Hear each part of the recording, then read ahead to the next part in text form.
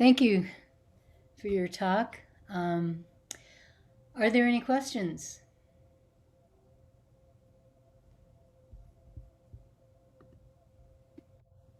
I have a question. Sure. It kind of relates to what I said this morning, what we talked about. But they say the saying of you don't hold on to anything, but you don't push anything away either. Okay, and the not holding on that I recognize that and see, but then the not pushing away. You know, sometimes perhaps um, like in the should I sub or not sub, I knew that I was just pushing it away. I mean, that was evident. But then there's some other times when I can think of where I thought, no, I shouldn't push it away, and I should have just ended it. Would have ended a lot of suffering for myself and for others. So so we can say, well, don't push anything away.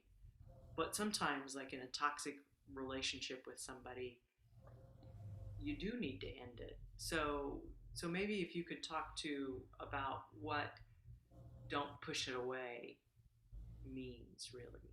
Because sometimes we do need to end something or maybe we don't. Maybe I maybe we don't need to end relationships that aren't good. Is that is that a So, reasonable question or make sense? yes, so the great philosopher Wittgenstein, he felt that all conundrums come about from linguistic confusion. And he said that his job was to show the fly the way out of the fly bottle. So, a fly bottle is you have this bottle with a little narrow neck, but there's like some honey or sugar or something on the other end, so the fly is aware of the smells, what however they smell, senses this sweet thing that they really like, so they go into the bottle. And then of course from the narrow neck the bottle gets very big, so they can't find their way out again. So he said, that his job was to show the fly the way out of the fly bottle. And that's very much the job of a Zen teacher. It's not to give anybody something, it's to help you find your way out of the fly bottle that you're stuck in, because we're all stuck in some form of a fly bottle.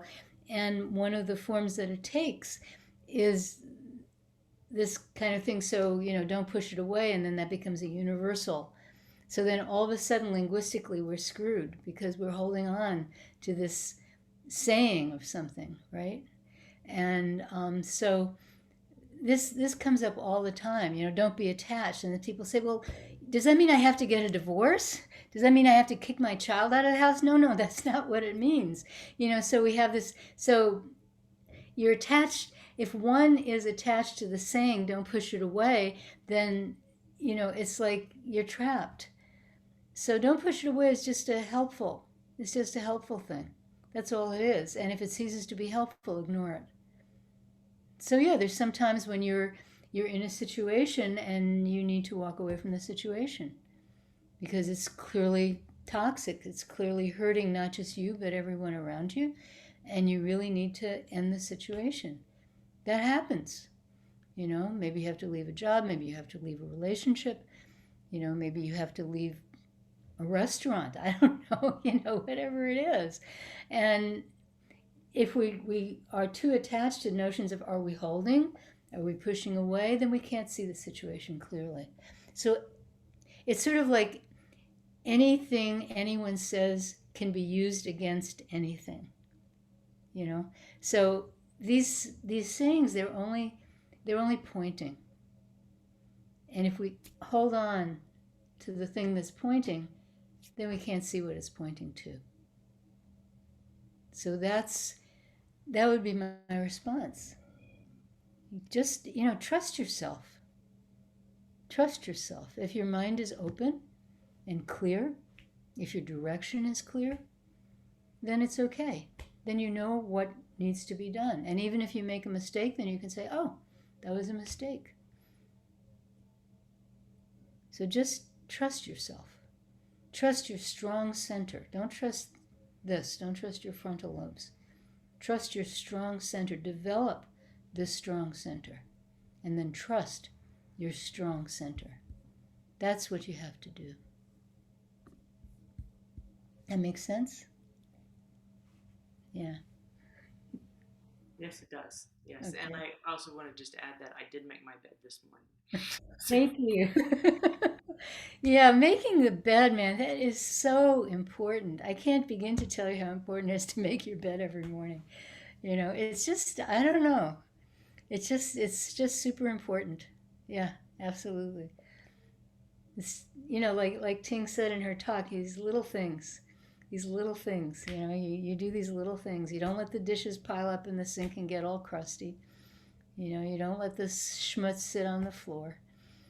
You don't let your laundry sit in the washing machine or the dryer too long. If it sits in the washing machine too long, it starts smelling, and if it sits in the dryer too long, it starts, getting creases and stuff like that. Um, so there's good practical reasons, but just do things in a timely fashion. That's just super, super, super important. Yeah. So thank you. Are there any other questions?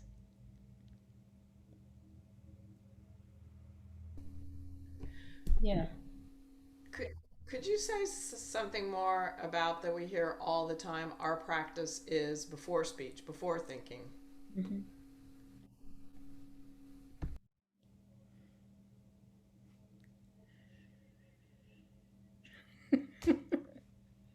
Yeah, I love it. Can you say something about before speech, before thinking? Yeah. It's like contradicting itself. Yeah, so our speech and our thinking, our making of categories, that that falsifies the world. We have to do it to function. You have to know, like, to be at this retreat, you had to know what a computer was. You had to know how to turn it on. You had to know how to turn on Zoom. You had to know how to find the password. You had to know what to do with you had to click on the link. You had to write in the password. You had to do all this stuff, and it involved categories, right? What's a computer? What's a password? Right?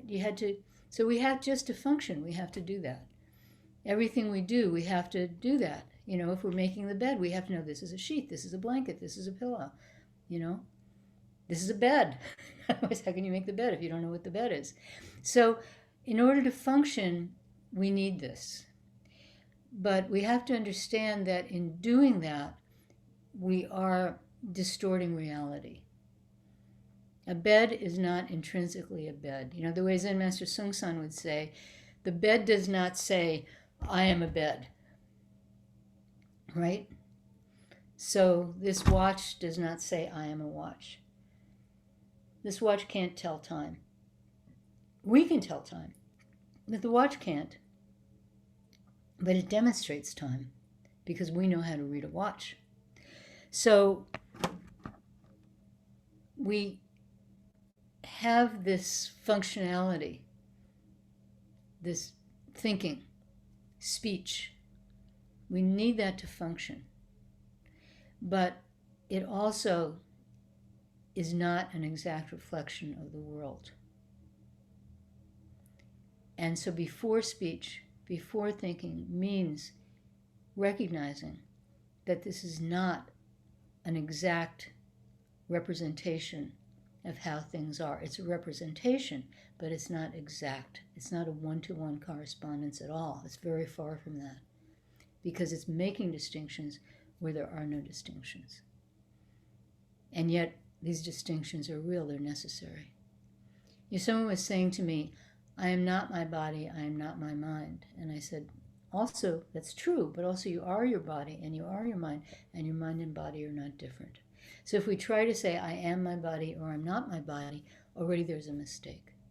So the people in ancient India, they really got this down. Nagarjuna, actually the four negations, this comes even like 500 or 600 years before Nagarjuna, but he's who we appropriate. So if you say this watch band is black, that's false. If you say this watch band is not black, that's also false. If you say this watch band is black and it is not black, that too is false. And you say this watch band is neither black nor not black, that also is false, because that's all about the notion of watch band and black. And if you know anything about real art, like technicalities of art, you know that what is black? I mean, there's this all these different kinds of shades of black. How much light is reflected? I don't know what you're seeing, but I think because the light is coming from the window behind my computer, I think that this is not black, black, black, black, black, black, black. That it's kind of a little bit shiny, you know. Or Schwang's sweater and Mike's shirt on the screen, at least, also Malik's shirt, they seem to be darker, you know. But in the light, who knows? So we have these concepts, but these concepts are just sort of temporary. They're just there in the moment to help us. So whatever we say is not correct, but negating it is also not correct. So that's very, very important to understand. The sort of the failure of language at the same time that it's completely essential, and the failure of thinking at the same time that it's completely essential. If there's one thing in my life that made me kind of sort of a good candidate for Buddhist practice, is that when I was very young, I somehow sensed this. I had a diary entry when I was 15. Such a nerd I was. When you're 15, you're supposed to write about some boy you have a crush on, or some girl you have a crush on, or some pop star you have a crush on. And what I wrote in my diary when I was 15 was the structure of language. And when that is destroyed, that's what I wrote when I was 15 in my diary. So that kind of primed me, for this particular kind of Buddhism, because that's kind of, at the base. But so that's what that means. So before speech, before thinking means don't be fooled. Don't be fooled by this functionality, which is necessary, but don't think that that's what's really happening. That's what it's saying. So yeah. Yeah, I love in Buddhism that epistemology, which is how we know things, and ontology, which is what is, how things actually are, and ethics, which is how she would behave. They're not separated at all. They're just not separated. So this great don't know, this before speech, before thing, it really comes down to this giant don't know. This giant don't know, and this giant don't know is connected with this perception of this total interrelatedness and this total fluidity. And that is the reason why the direction of helping all beings, we're not separate. So these things, they completely, in Western philosophy, they're all separate. There's epistemology, there's ontology, there's ethics. But in Buddhism, they're just completely intertwined. You can't separate them out. Each one has a deep, deep effect on the other one. So I really love that about Buddhism. So, yeah, thank you for your question. Are there any other questions? Yes, Eileen. I think this comes from Bodhidharma. A phrase something to the effect that above there is no roof above my head and not 1 square inch of ground below my feet. Could you say something about that? Yeah, above there is no No roof roof above my head, above my head, and not below 1 there is square no inch. ground below my feet. I just said it. Yeah. So these are pointing to something. They're pointing to something. I don't know where you're sitting. I know that you're actually not with this plant behind you. It's one of those screen cool things that you can call up on Zoom. But right now I have a ceiling above my head, and I assume that the ground is well, I'm on a cushion which is on a rug which is on a concrete floor, which presumably is on the ground because I haven't fallen through, you know. So, and the roof above that is a floor, and above that is some air. And then there's another ceiling, and then there's a little crawl space, and then there's, a little tiny, not exactly attic, and then there's, some, what do you call it, insulation, and then there's, all the roofing material. right? So that's, if you look at it, that's my situation. But also, where is that? What is that? What is the relationship of that? So a long time ago, I think this was my way of coming to terms with um, codependent origination, with the sort of the deep, deep interconnection of all things. Um, when we were at our place in 1115 Ohio, that was our little commune. You know, Zen Master Daekwang, at the time he was Jim Binger, and me and my husband, Dennis Durmeyer, who's a teacher in the school, and who left us to go to Providence, and his wife Carol, and one of their kids, and our kid, and one other person. Were living in this house, and we sat in the living room, and it was above a basement, and I had this very clear sort of perception that the floor was transparent. But it wasn't like a perception with my eyes, because I couldn't see in the basement. I mean, if there was a spider down there, I wouldn't have been able to see it. If there was a flower down there, I wouldn't have been able to see it. If there was a person down there, I wouldn't have been able to see it. But there was this perception Oops. of this kind of sort of fluidness of the floor not quite being solid, you know? That there was just this feeling of this interpenetration. It's the only way I can describe it, you know? And I think it was my mind just kind of coming to terms with this interpenetration of all things. And so maybe that's what Bodhidharma was referring to. Maybe. Or maybe he was referring to the kind of groundlessness of our lives, that from one moment to the next, you don't know. You really don't know. From one moment to the next. Any one of us could suddenly, right now, on screen, have a severe stroke. Boom. We wouldn't know in advance that that's going to happen. You just don't know. You could have a heart attack. Boom. You don't know until it happens. Anything can happen to you suddenly with no warning. Just no warning at all.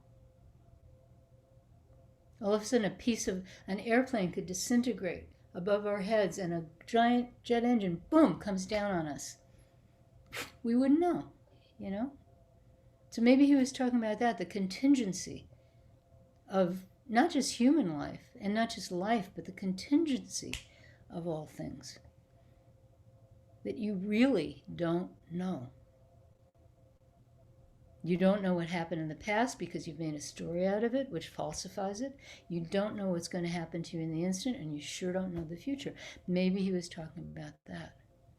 Or without the epistemology part, the ontology part, that what is going to happen is always contingent, always changing, and can change radically very fast. Maybe that's what he was talking about. So you have to ask Bodhidharma what he meant by that. But that's two things that I can see that this is pointing to, that this saying is pointing to. And you can make up others if you like. Okay?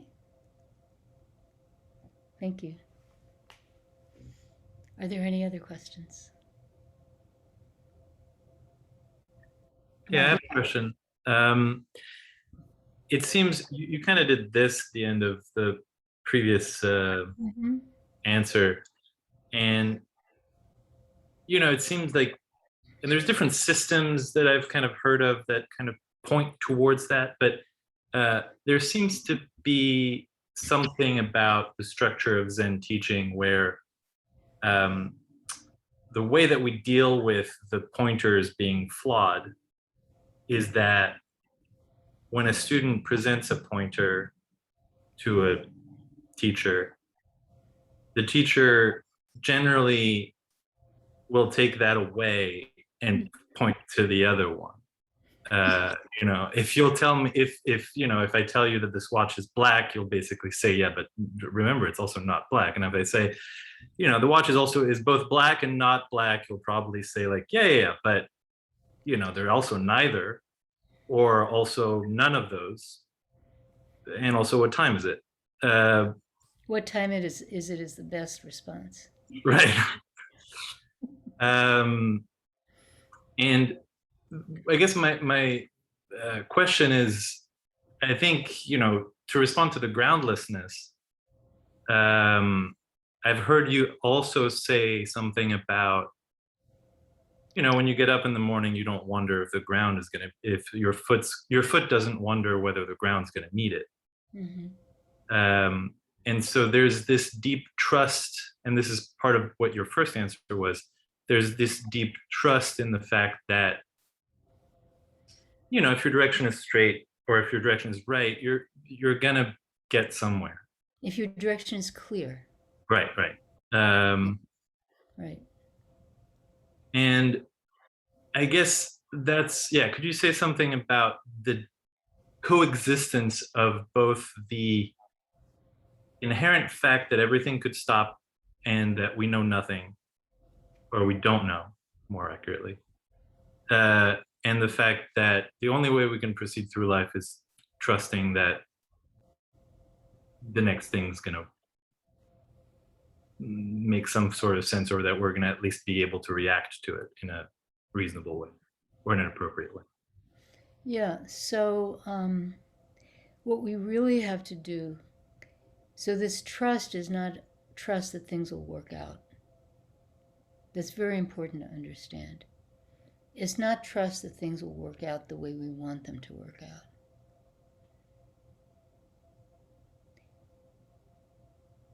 It's more like trust that what is, and it's not anything else. So whenever I talk about, you know, when you walk and you put your foot down, you trust the ground will be there to meet it, I often follow up with, but there might be an earthquake, you know?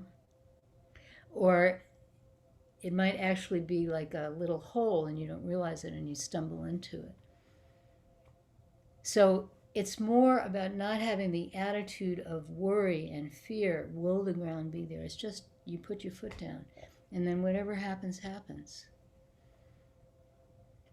You know, one time I broke my hip, and that was really interesting. You know, the top of the femur snapped. I was walking along, and the ground was a little slick. It wasn't ice. It was just there was like runoff from a light rain, and the ground had become sudden slick, and my foot went forward, and I just, you know, fell on my side, and I didn't even feel anything. It was very interesting. It's like the pain was so intense I couldn't even feel it.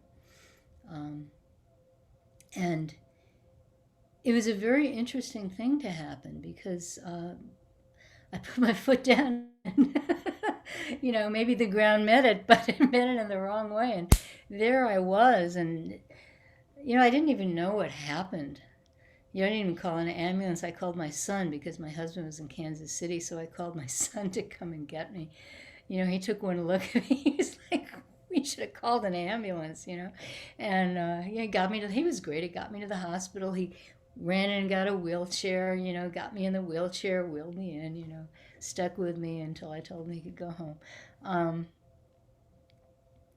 But, you know, it's very interesting when our lives change all of a sudden like that. Something like that happens. And it's like, you know, I was going to go to the library and I was going to return this library book. And, you know, then maybe I was going to do this, maybe I was going to do that. You know, boom, it's gone. You know, I'm lying there and I managed to sort of stand up, pulled myself up by some mailboxes, you know, and sort of standing there waiting for my son. And I was actually a block and a half away from my house. I could actually see the corner my house was on, but I couldn't get to it. You know? And it's just so interesting. Like all of a sudden, it all changes like that. And the trust is that that's okay. The trust is not fearing it. The trust is just you do what you're doing, and whatever happens, happens, and then you will deal with that. And you may deal with it well or badly. You may be in terrible pain, you may die, who knows? But whatever situation you're in, that is what you're dealing with. You're not dealing with anything else. It's just whatever the situation is, that's what you're dealing with. That's what's important in this. Does that answer your question? Sure does. Thank you. Thank you. Are there any other questions? I would like to ask a question. Mm-hmm. There's this saying that you cannot drop your attachment to things. Your attachment to things drops off by itself when you no longer try to seek yourself in it. So Judy, would you say a few things about this sentence that I'm trying to understand? Do you remember who said that? I cannot think about the name. Okay, because that's a pretty good thing to say. Yeah. I think his name is, he wrote a book, The Power of Now. I think the last name is Eckhart, Tolly Eckhart. Eckhart. Eckhart. Eckhart Tolle. Okay, yeah. Okay, yeah. Yeah, okay. Oh gosh, I found myself approving something Eckhart Tolle said. Oh well. Anyway, so if you want to say, I'm not going to attach to this, then you're already attached to something. You're attached to not being attached. So it's not about you. It's not about your attachment. It's not about your non-attachment. It's about what is the situation right now. It's always about that. What is the situation right now? Yeah, I don't like titles like The Power of Now because that's too abstract. And what is now? I mean, if you really think very hard about the notion of now, it kind of disappears. The Diamond Sutra says past mind cannot be grasped, present mind cannot be grasped, future mind cannot be grasped. So that's very important. The minute you become aware of now, it's already gone. So we don't even have that. But using the word now provisionally and not as a thing to hold on to, what is the situation? So it's not about being attached. It's not about pushing away attachment. Because if you try to push away attachment, that makes you even more attached. If only to, I'm not going to be attached to this thing, That's, the problem with diets.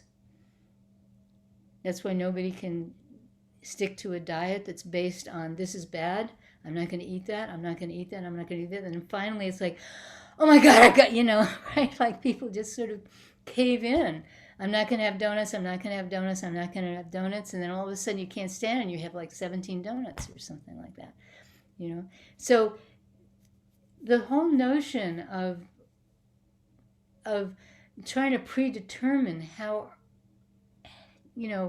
what our lives are going to be, it's so terribly flawed.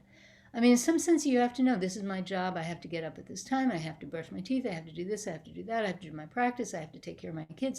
In some sense, of course, we need that structure.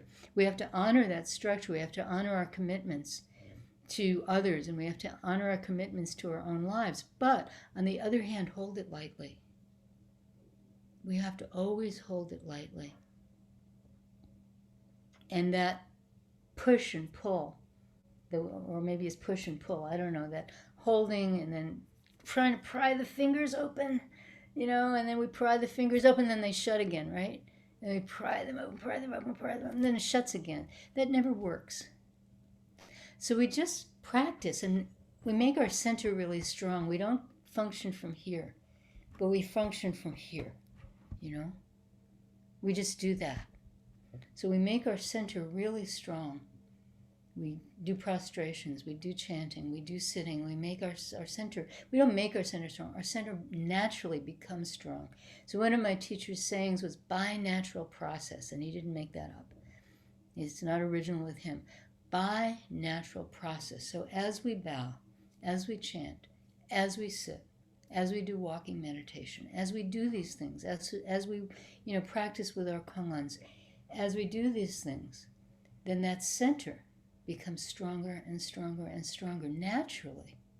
You don't have to try to make it strong. If you try to make it strong, then that's a mistake. Then that's coming from up here. That's not going to work. But it just becomes stronger and stronger and stronger and stronger. And then we don't have to worry about attachment and not attachment. Things fall away when it's time for them to fall away, and they arise when it's time for them to arise. There's the saying about the great round mirror has no likes and dislikes. And the metaphor of this mirror, when something red comes, the mirror reflects red. Something white comes, the mirror reflects white. Something blue comes, the mirror reflects blue. But when the red thing goes away, the mirror is no longer reflecting red. When the blue thing goes away, the mirror is no longer reflecting blue. So we don't have to worry about attachment and non-attachment.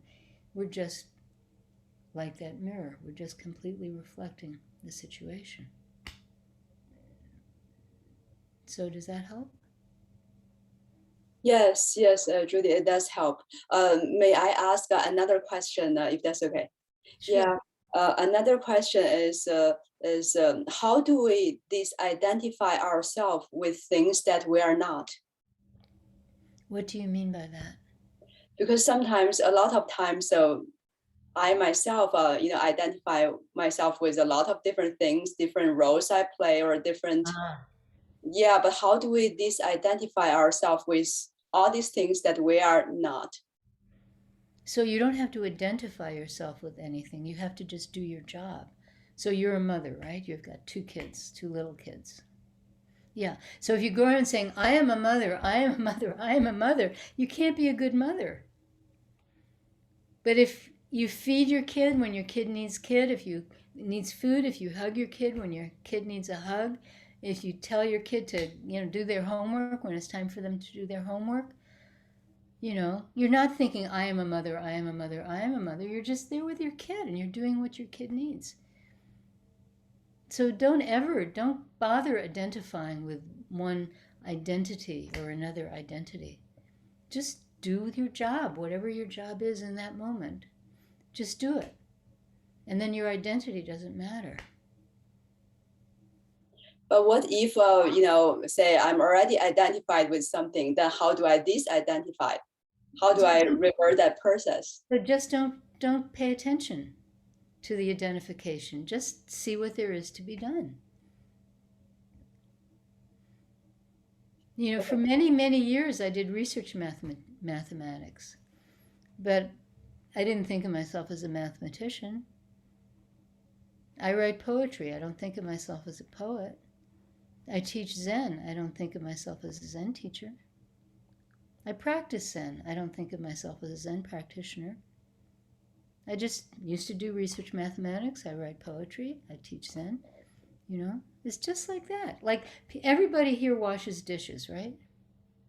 Is there anybody here who thinks, I am a dishwasher? Nobody.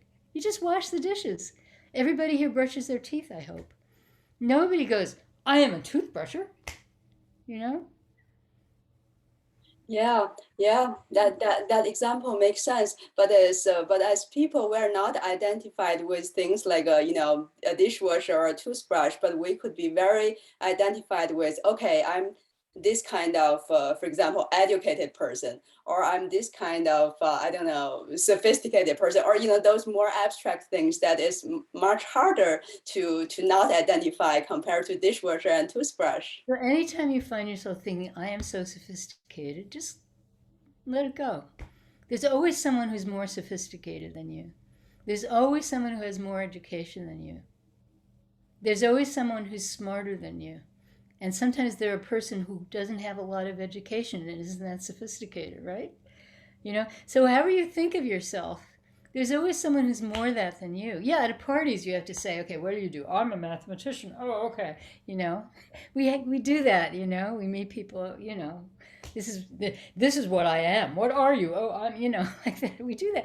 But hold it lightly. Just hold it lightly. It's just like a sort of necessary kind of stupid thing. My husband and I mean, I was a mathematician and he taught Greek. Talk about two people you don't want to hang out with at parties, right? But that's what we did. Okay, that's all right. But that's not who you are. Who you are is much more fundamental than any kind of identity. Nobody truly is a king or a queen or a president. Nobody truly is a garbage collector. Nobody even truly is a human being. What is your true self? Your true self is more fundamental than any of that.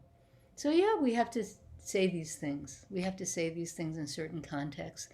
You have to be, you're looking for a job, you have to write a vita, you have to put this in your little vita, everything like that. Yeah, you have to do that to function, right? But that's not the essence. And don't lose sight of that. And especially being beautiful or ugly or sophisticated or unsophisticated or Democrat or Republican or whatever, that stuff is all superficial. So just let it go. Just let it go. Yeah. Thank you, Judy, for the answer. Thank you. Time for one more short question if there is one. Otherwise, we can go back to practice and interviews. Yes, Christina.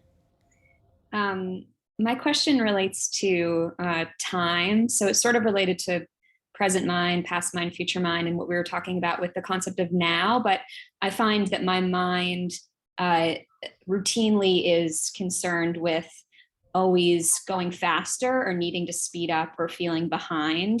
And the way that manifests is thinking that they're always thinking about the things that I haven't done and feel like I should have done. And so when I think about that, or when I see that, I'm more so concerned. I'm almost living in the past or thinking I need to catch up to where I should be now, rather than focused on just being now and doing what's here and now. And so my question is, how do I line up? How do I unattach from the things I think I should have done and just let them be where they are and then go forward? That sort of alignment is hard for me to achieve. You're not the only one. I wish that Stan were here because he's a linguist, and there were all these different tenses. It's not just past, present, and future. There are many, many tenses. There's conditionals, and I wish he were here because he could tell you what tense grammatically, this feeling of the thing you should have been doing but you haven't been doing, and maybe there's like some kind of tense for that in someone somewhere. And yeah, so it's always the same answer. Let it go. This you can just, one thing you can say to yourself is, I don't have to do this. My mind doesn't have to be doing this. Mm-hmm. This right now I'm washing the dishes. Where this now is this provisional thing, it's not. One thing I have to say, one thing I love about Zoom is it's really obvious that now is a very slippery concept. Somebody, I forget who it was, somebody's computer during interviews was acting funny, and this person, I heard their voice before I saw their mouth move. Something that happens with it. I couldn't remember. I knew it was you or Malik. I couldn't remember who it was. And it's like really interesting. And if you try to like clap your hands together, you can't do it. Christina's unmuted, I'm unmuted. If we tried to clap our hands together, it would sound like we were not together. So this fact that the notion of now is slippery is really obvious with Zoom. And I just love that because it really, makes it home. I mean, even if we were in the same room, light takes time. Sound takes time. you know? So there's always this little gap. It's not as obvious as the 1/20th of a second gap on Zoom, but there's always this little gap, you know? It's really interesting. So letting go the notion of now, but you're washing dishes, okay? And then, oh my God, I should have made the bed. You know, well, when you're done washing dishes, make the bed. You know, it's really very simple. But, you know, and maybe it's something you can't do. You know, maybe it's something it's gone. You know, the opportunity's gone. Let it go. And whatever our mind is doing, if it's not this open don't know when we're practicing, if it's not this open don't know, then all you have to say to yourself is, I don't have to do that. I don't have to get stuck here. Just, you know, whatever you're thinking about, hey, later. If you think about your taxes, you know, you think about paying bills, you think about what you're going to have for dinner, anything like that. Oh, that's not necessary. I don't have to do that. You know? So that's just, you know, the answer to all of life's stupid problems. It's not the only answer, but it's a really helpful thing. Just this realization, oh, I don't have to do this. I don't have to be this way. Just let it go. You know, you can do that. Everyone can do that. So thank you for your question. Thank you very much. Eileen, do you have a question or not? It's a sort of a question. I want to get back to this groundlessness. And what Malik said is an experience that I realized some time ago, that the teachers are always cutting the ground out from under your feet. That's our They're job. always to stop you from getting attached to anything. But when you live with somebody who does that, it's a really unsettling feeling. So sometimes I ask myself, you know, I accept this because it's contextual. In the context of practice, I can understand very clearly what the teacher is trying to do. It comes from a place of compassion. But when I see it being done outside, I think it's a really cruel thing to do to people. That's a very, very, very wise thing to say. Yeah, Stan and I don't do that with each other. It's not our job. His job is to be my husband. My job is to be his wife. Now, sometimes it can be a very kind thing to do, but not if you do it in this, I know the answer and you don't. And not if you cut people off. But sometimes a friend goes on and on and on and they're really stuck. And sometimes there's a way to reflect back. You know, you don't have to do this. But you have to do it with real kindness and not from a place of, I am a Zen person and you're not. And you can't do it from that place. So sometimes the opportunity arises. But yeah, when people go around saying, put it all down to their friends, you can't say that. You know, that's useless. Yeah, right now we're in a situation where you have teacher-student or teacher-student facing each other, right? And so the teacher can get away with things that as a friend or as a colleague or as a family member, they couldn't get away with because the situation is set up that way. Yeah, and you have to know, this is sort of getting back to, you know, Shuang's thing about identity. It's not identity, but you have to understand what the relationship is.